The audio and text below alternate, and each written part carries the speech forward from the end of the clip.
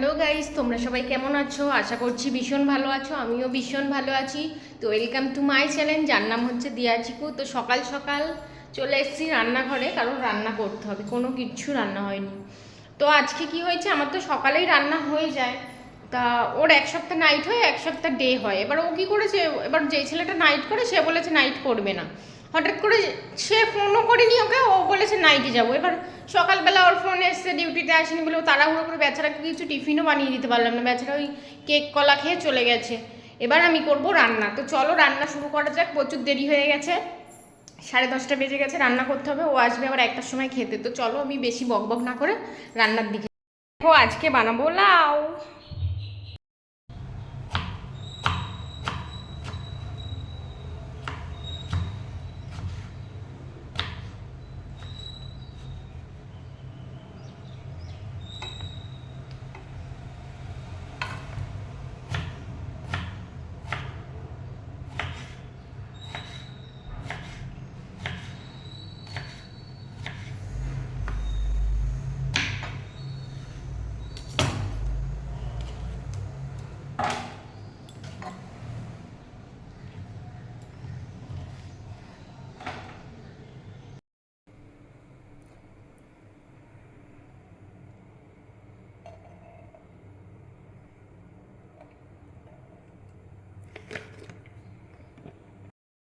তেলের মধ্যে তেজপাতা, শুকনো লঙ্কা, কয়েক ফোঁটা জিরে।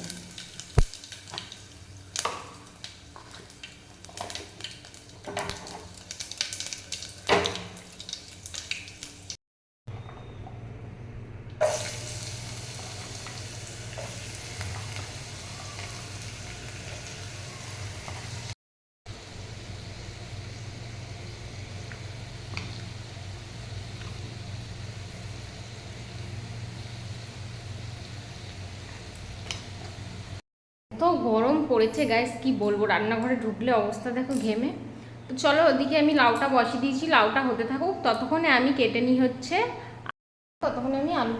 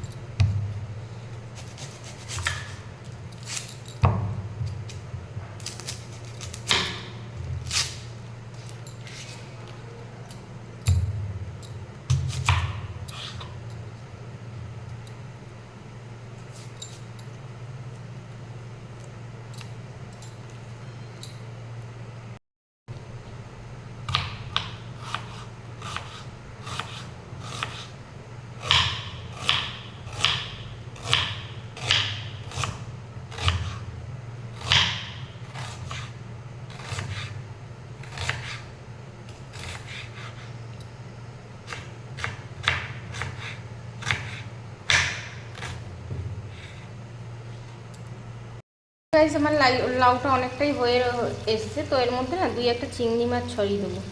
তো সব দেবো না, কারণ আমার বরের শখ হয়েছে চিংড়ি মাছ দিয়ে হচ্ছে ফুলকপির তরকারি খাবে। তো এর মধ্যে, তো হ্যাঁ, এর মধ্যে সামান্য একটু চিনি দেবে। চিনি দিলে না তরকারির টেস্টটা একটু ভালো লাগে। অনেকে চিনি খাওয়াটা পছন্দ করে না তরকারিতে, কিন্তু কিছু কিছু তরকারিতে না চিনি দিলে খুব ভালো লাগে খেতে, টেস্টটা আরও মনে। তো গাইস আমার লাউটা অনেকটা হয়ে এসছে অলমোস্ট। তো এর মধ্যে আমি সামান্য একটু ধনে পাতা দিয়ে দেবো।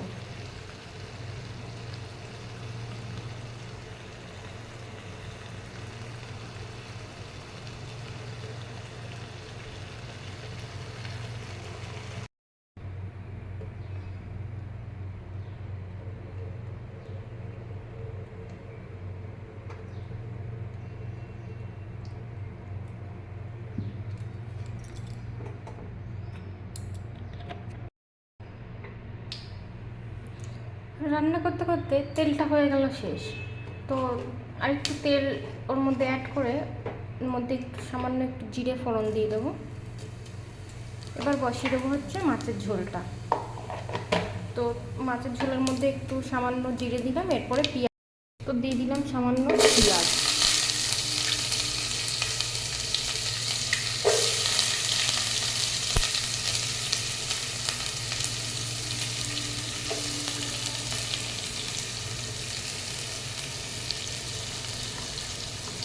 তারপরে দিয়ে দিলাম আলুগুলো।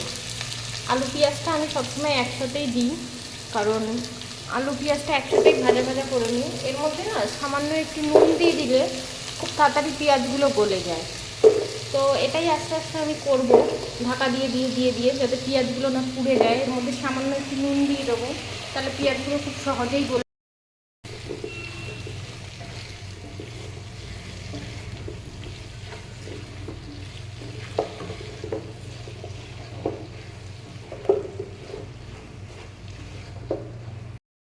ওদিকে মাছের ঝোলটা হতে হতে আমি এদিকে ভাতটা বসিয়ে দিই।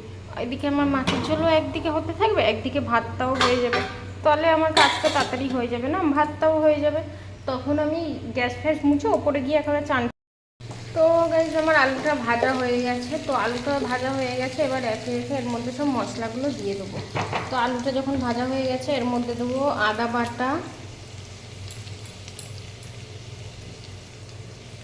দেবো হচ্ছে টমেটো কুচি,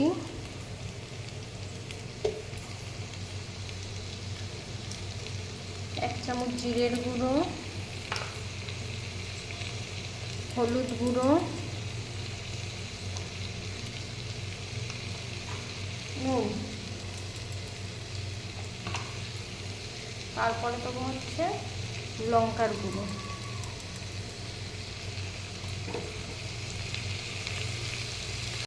সামান্য একটু জল দিয়ে দেবো এটা কষানোর জন্য।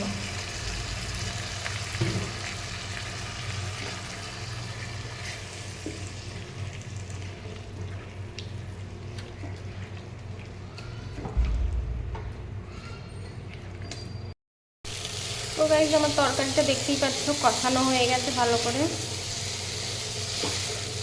এবার এর মধ্যে দিয়ে দেবো হচ্ছে জল, মাপ মতো জল দিয়ে এরপরে আলুটা যেই সেদ্ধ হয়ে যাবে তারপরে মাছগুলো দিয়ে দেবো। মাছগুলো আমি কালকে রাত্রেই ভেজে রেখেছিলাম, কারণ কালকেই মাছগুলো রাত্রিবেলা এনেছিলাম। যেহেতু আমাদের ফ্রিজ নেই, তো মাছগুলো কাঁচা রাখলে নষ্ট হয়ে যেত, তাই আমি ভেজে রেখেছিলাম, যার জন্য আজকে এখন ঝোল করে।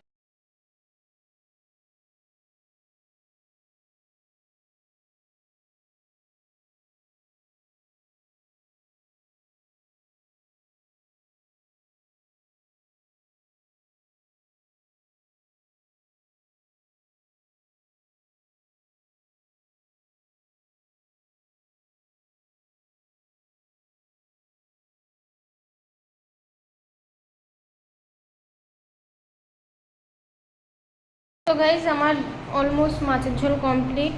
এর মধ্যে একটু ধনে পাতা দিয়ে নামিয়ে নেবো।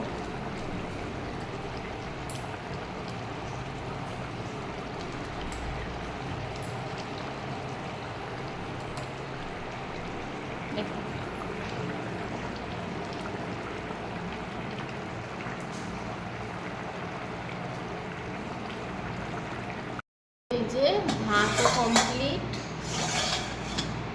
মাছের ঝোলও কমপ্লিট। কালারটা দেখো সুন্দর এসছে, জানি না খেতে কেমন হবে। তো এখানে লাউটাও কমপ্লিট। রান্না করার পর সবথেকে বড় দায়িত্ব যেটা থাকে রান্নাঘর পরিষ্কার করা।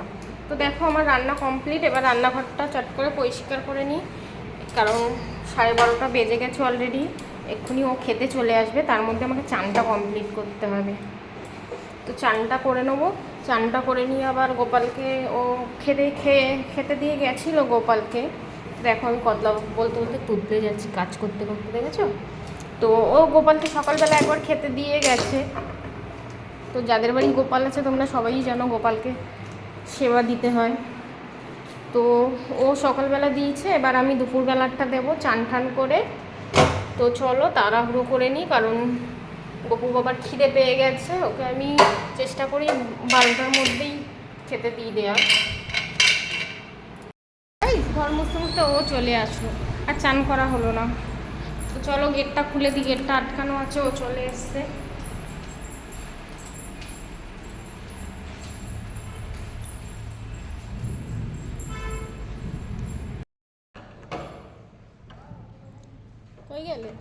গাইস, আমার ভিডিওটা যদি ভালো লাগে অবশ্যই আমার সাথে থেকো, পাশে থেকো, আর অবশ্যই একটা লাইক তুলেছি।